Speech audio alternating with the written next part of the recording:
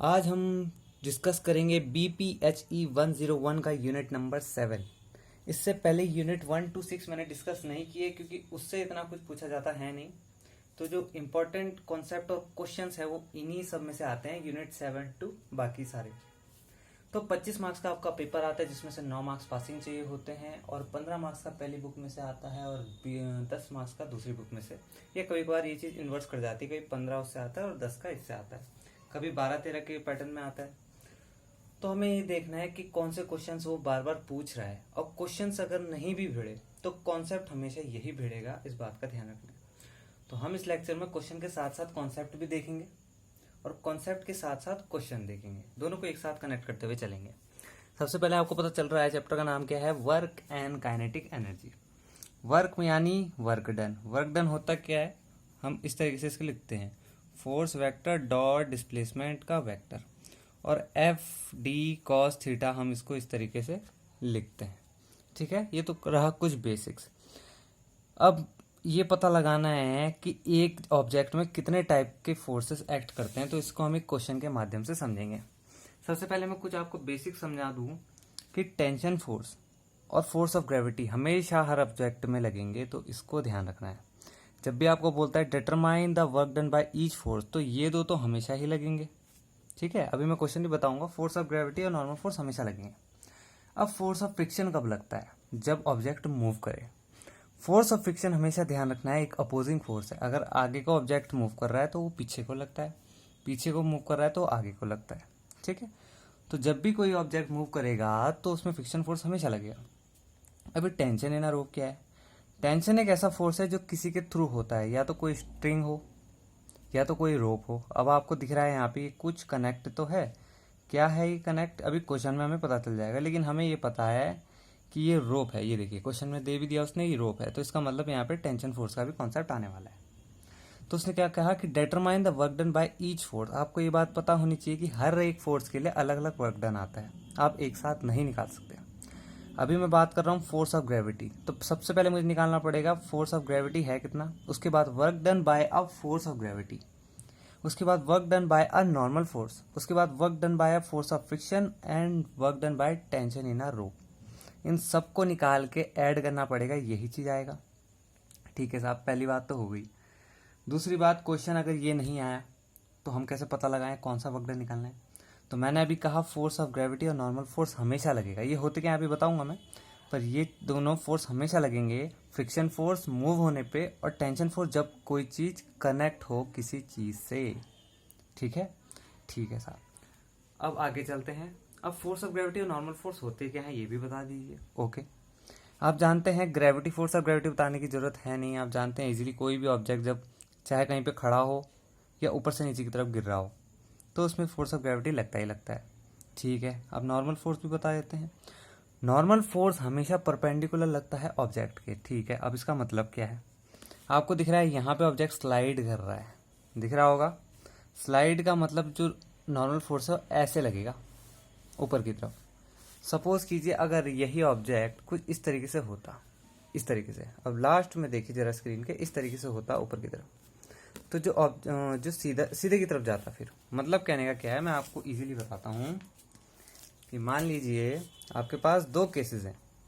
एक केस में नीचे की तरफ आ रहा है ऑब्जेक्ट और एक केस में ऑब्जेक्ट सीधा खड़ा है।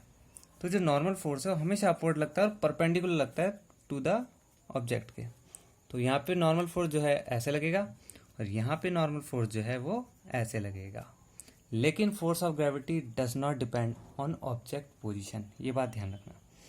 फोर्स ऑफ ग्रेविटी हमेशा नीचे के लिए लगती है, चाहे ऑब्जेक्ट ऐसा हो चाहे ऑब्जेक्ट ऐसा हो। फोर्स ऑफ ग्रेविटी कभी चेंज नहीं होगी, वो ऐसी लगती है। लेकिन नॉर्मल फोर्स चेंज हो रहा है, देखिए यहाँ पे ऐसा लगा और यहाँ पे तिरछा लग गया। ठीक है, अब चलते हैं क्वेश्चन की तरफ। सबसे पहले तो वो चीजें नोटिस कर लो जो जो उसने दी है। टेंशन फोर्स आपको गिवन दे दिया है, जो कि आपने पता भी लगा लिया कि है क्या चीज। आपको स्लोप गिवन दे दिया है, आपको डिस्टेंस गिवन दे दिया है, आपको मास गिवन दे दिया है, और आपको कोफिशिएंट ऑफ काइनेटिक फ्रिक्शन। ठीक है, अब कह रहे हैं determine the work done by each forces. आपको पता चल चुका है फोर्स ऑफ ग्रेविटी इस पे लगना ही लगना है, मैंने अभी बताया ये दो फोर्सेस लगेंगे लगेंगे। अब पहले फोर्स ऑफ ग्रेविटी के थ्रू जो वर्क डन हो रहा है वो निकाल लेते हैं। वर्क डन क्या होता है? Force into displacement. कौन सा फोर्स की बात कर रहे हैं? Force of gravity. इन सबका अलग अलग वर्क डन निकलेगा, ये बात ध्यान रखनी है। तो इसको हम ऐसे रिप्रेजेंट करते हैं, work done by the force of gravity. जो भी एफ के नीचे आप टर्म देख रहे हैं ना, उसको यहाँ पर लिख देना है, इस लाइन को लिखना है। इसका मतलब यही है, जो आप वर्क डन निकाल रहे हैं फोर्स ऑफ ग्रेविटी के थ्रू निकाल रहे हैं, जो भी ये होगा। अब जैसे टेंशन फोर्स की मैं बात करूंगा तो एफ टी से डिनोट किया जाता है, तो work done by tension force हम लिखेंगे डब्ल्यू टी। ठीक है, इस तरीके से फ्रिक्शन को लिखते हैं हम F R.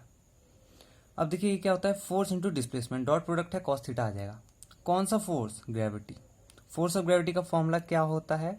Mass into gravity. तो यही चीज हमने लिखा, mass into gravity D cos theta. अब ये कॉस थीटा क्या और कैसे निकालना है, बुक का क्वेश्चन है, उसमें इतनी इजीली एक्सप्लेन नहीं किया गया, इसलिए मैं आपको बता रहा हूँ, इंपॉर्टेंट क्वेश्चन है। जब भी ये वर्क डन के कॉस थीटा की बात करें ना, तो ये जो वर्क डन का कॉस थीटा है ये हमेशा डिपेंड करता है फोर्स और डिप्लेसमेंट में। अब ये क्या माजरा है, आपको क्वेश्चन में दिया गया है जो एक क्रेट है ना, ये ऊपर की तरफ जा रही है। ठीक है, ये जो क्रेट है ये जा रही है ऊपर की तरफ ऐसे में, और मैंने आपको बताया था फोर्स ऑफ ग्रेविटी नीचे के लिए लगता है। मतलब आपको ये एंगल पता लगाना है कि ये एंगल होगा कितना। इसका मतलब क्या है कि ये और ये एंगल आपको पता लगाना है कि ये होगा कितना। देखिए सेम है, ऑब्जेक्ट यहाँ के लिए जा रहा है और फोर्स ऑफ ग्रेविटी नीचे के लिए लग रही है। आपको ये नहीं पता कितना है, लेकिन आप जानते हो कि ये एंगल 90 का होगा, हम जानते हैं ये एंगल 90 होगा। अब हमें ये निकालना है। अब ये हुआ कैसे? अब देखो हमें क्या निकालना है, ये निकालना है। ये देखिए ये नीचे के लिए जा रहा था फोर्स ऑफ ग्रेविटी, और ये डिस्प्लेसमेंट ऊपर के लिए जा रहा है। हमने एक लाइन खींची और इसको मान लिया 90 डिग्री, जो कि कोई गलत बात नहीं है। अब हमें ये निकालना है।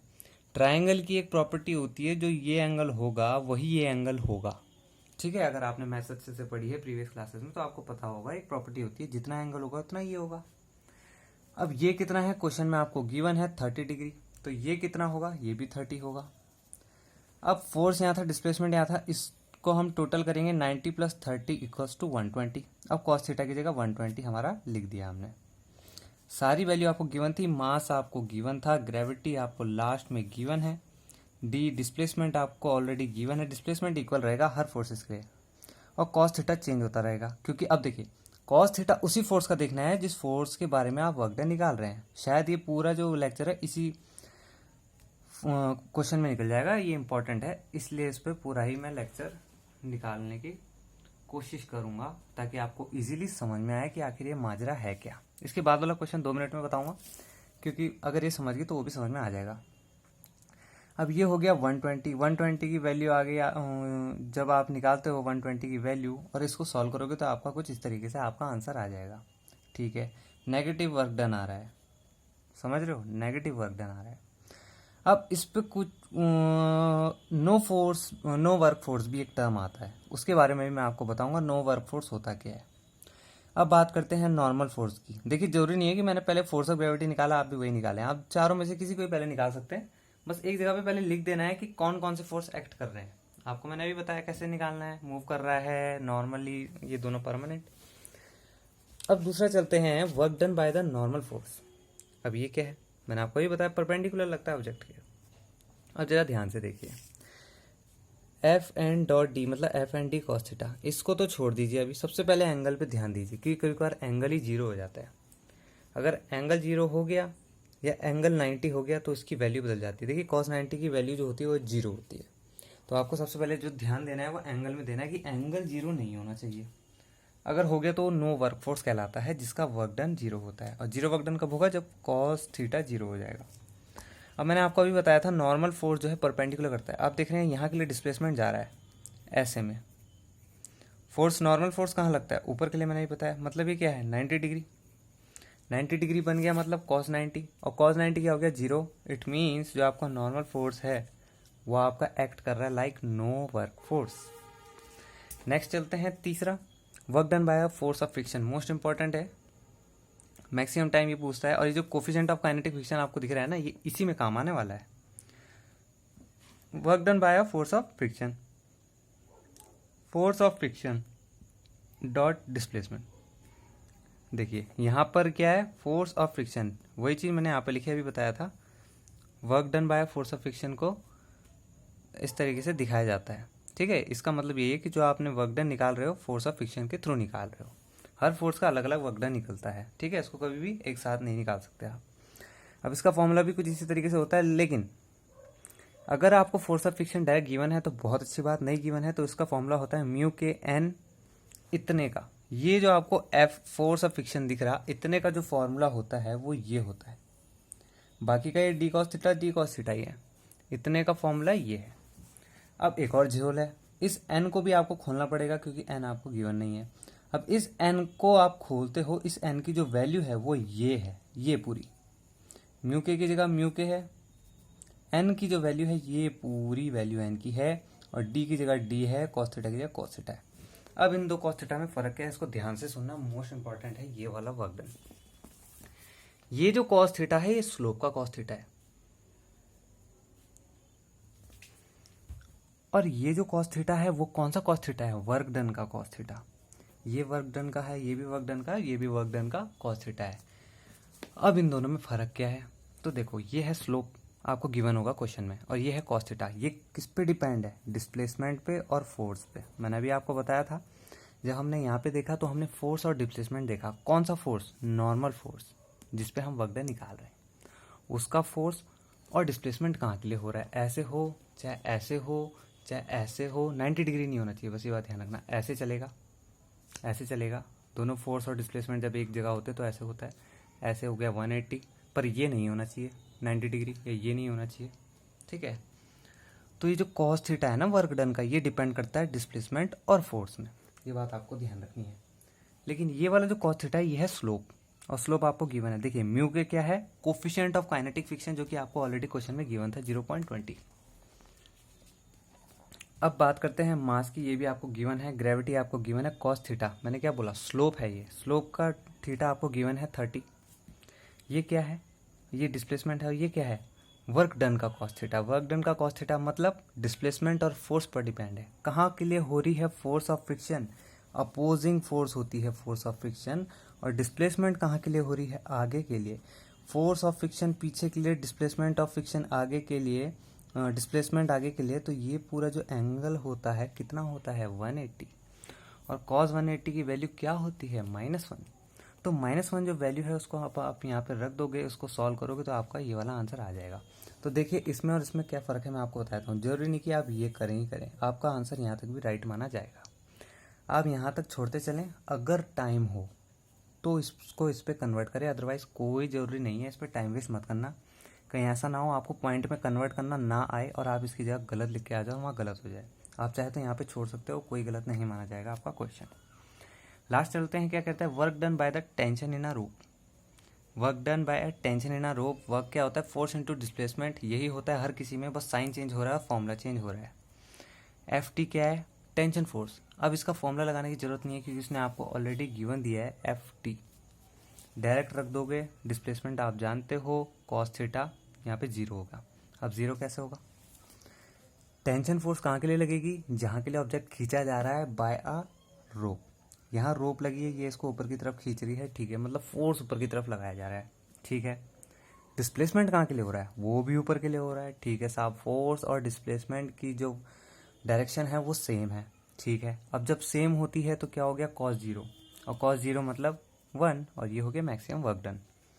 ये सारी बातें आपको बुक में मिल जाएंगी, ठीक है। लास्ट में उसने क्या बोला था, determine the work done by each force being exerted on a crate. तो हमने हर एक फोर्स का जो वर्क डन है वो निकाल लिया, ठीक है।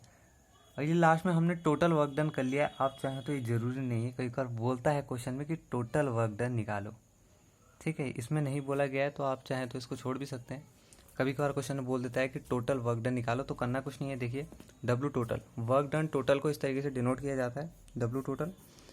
एक जगह इसको रख दो, एक जगह इसको रख दो, और एक जगह इसको रख दो, सॉल्व कर लो, आंसर खत्म, ठीक। तो ये था आज का हमारा पहला क्वेश्चन। दूसरा क्वेश्चन देखते हैं, फटाफट देखेंगे, बहुत ज़्यादा इजी बना दूंगा मैं क्योंकि इसमें ज़्यादा कुछ है नहीं, ठीक है। अब एक हमारे पास एक और टॉपिक है, वो है work energy theorem. Work energy theorem है क्या चीज़, हम इजीली बुक में देख चुके हैं। Work energy theorem, work is equals to kinetic energy final minus kinetic energy initial, it's called work energy theorem. अच्छा, अब ये काम किसके आएगी? देखिए इस क्वेश्चन का जब भी आपको ये जो थ्योरम है, अगर क्वेश्चन में आपको दिखता है इनिशियल वेलोसिटी और बोलता है फाइनल वेलोसिटी निकालो, या फाइनल देके बोलता है इनिशियल निकाल लो, समझ लेना वर्क एनर्जी थ्योरम की बात कर रहा है। क्या कहता है? अब देखो जरा क्वेश्चन देखते हैं, पहले क्वेश्चन पढ़ लेते हैं। एक स्पेसक्राफ्ट है ऑफ मास, देखिए मास दे रखा है, travelling in a deep space at a speed of 300 metre per second. दूसरा क्या दे रखा है आपको? इंजन ऑफ मैग्नीट्यूड दिस, ठीक है, which displaces by a distance 3000 kilometre. Okay, अब आपको दे रखा है उसने मास, ओके, इनिशियल वेलोसिटी दे रखा है, फाइनल और फोर्स दे रखा है, और डिस्प्लेसमेंट दे रखा है। इसी को आप एस या डी भी लिख सकते हो। क्या कह रहा है? What is the final speed of the probe, speed निकालनी है। स्पीड और वेलोसिटी बात एक ही होती है, आप जानते होंगे, पर ये अगर जब आप मास्टर की डिग्री करेंगे तो आपको पता चलेगा दोनों में डिफरेंस है क्या। पर फिलहाल तो ये समझिए स्पीड और वेलोसिटी यहाँ पर एक ही की बात कर रहा है। अब मैंने अभी बोला था, जब इनिशियल देके फाइनल पूछेगा या फाइनल देके इनिशियल पूछेगा तो समझ जाना वर्क एनर्जी थ्योरम की बात कर रहा है। वर्क एनर्जी थ्योरम होती क्या है? Kinetic energy final minus kinetic energy initial. लेकिन एक चीज़ और है, और वो है क्या? हमें पता है उसने फोर्स दे रखा, काइनेटिक एनर्जी के फॉर्मूले में फोर्स लगेगा नहीं, काइनेटिक एनर्जी के फॉर्मूले फोर्स लगेगा नहीं, तो अब इस फोर्स को लगाना कहाँ है? वर्क डन क्या होता है? फोर्स इनटू डिस्प्लेसमेंट, ठीक है।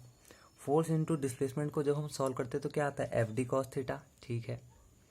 अब F D cos theta, F D की तो चलो वैल्यू हमारे पास है, ये कॉस थीटा का हम क्या करें? तो उसको मैंने अभी बताया था, वर्क डन का कॉस थीटा डिपेंड करता है फोर्स और डिस्प्लेसमेंट में। ये एक स्पेस क्राफ्ट है, ऊपर की तरफ जा रहा है, मतलब फोर्स ऊपर की तरफ लग रहा है, और ये जो है डिस्टेंस, ये भी कहाँ कवर करता है? कभी जब भी कोई स्पेस क्राफ्ट जाता है ऊपर की तरफ ही जाता है, यूँ तो जाएगा नहीं, ऊपर की तरफ जाएगा, मतलब फोर्स भी ऊपर की तरफ लग रहा है और डिस्प्लेसमेंट भी ऊपर की तरफ जा रहा है। इट मीन्स कॉस थीटा 0 है, और कॉस 0 क्या आता है? 1, तो ये कॉस 0 हट जाएगा, एफ डी इक्वल्स टू, ये हमारा क्वेश्चन होगा। अब ठीक है, ये एस क्या है मैं आपको बता देता हूँ, डिस्प्लेसमेंट है ये, मतलब कहीं कहीं पे यहाँ पे देखिए एस या डी, आप दोनों में से एक को यूज़ कर सकते हो। एफ की जगह एफ, डी की जगह डी, ठीक है। या तो डायरेक्ट वैल्यू रख लो, या तो इसको पहले सॉल्व कर लो इस तरीके से। हाफ मैंने कुछ नहीं किया है, उसको इधर भेजा है, इनको रीअरेंज किया है और फॉर्मूला बना दिया है ये वाला, जिसपे मेरे पास फाइनल वेलोसिटी आ जाए। फाइनल वेलोसिटी का कुछ कोई ज़्यादा रॉकेट साइंस नहीं लगाई है, खाली इसको रीअरेंज किया है, इसको इधर भेज दिया, ये माइनस का था प्लस का हो गया, फिर ये हाफ का 2 ऊपर इंटू हो गया, और ये वी एफ, ये एम जो है नीचे आ गया, ये तो आप देख सकते हैं। अब क्या है, एम की वैल्यू आपको गिवन थी, वी आई की गिवन थी, एफ की गिवन थी, एस आपको गिवन है, वैल्यू डालो, आंसर निकालो, यहाँ पे लाके छोड़ देना, अगर टाइम हो तो ये करना, अदरवाइज यहाँ पे लाके भी छोड़ सकते हो। तो इसी के साथ हमने आज 2 क्वेश्चंस देखे, मोस्ट इंपॉर्टेंट क्वेश्चन है। 2 क्वेश्चन मैं आपको और बता देता हूँ बुक के। एक क्वेश्चन ये वाला है, ये भी मोस्ट इंपॉर्टेंट क्वेश्चन है, इसको करना है आपको। ये है आपका पेज नंबर 13 में, ये वाला। एक और बता देता हूँ, और एक ये वाला क्वेश्चन है, ठीक है। दोनों के कॉन्सेप्ट सेम ही हैं, जो मैंने अभी 2 क्वेश्चन कराया वो उन्हीं की तरह हैं। तो अगर आपने ये क्वेश्चन ढंग से समझ लिए हैं तो ये भी आप कर लेंगे, ये वाला ये इंपॉर्टेंट क्वेश्चन है दोनों भी।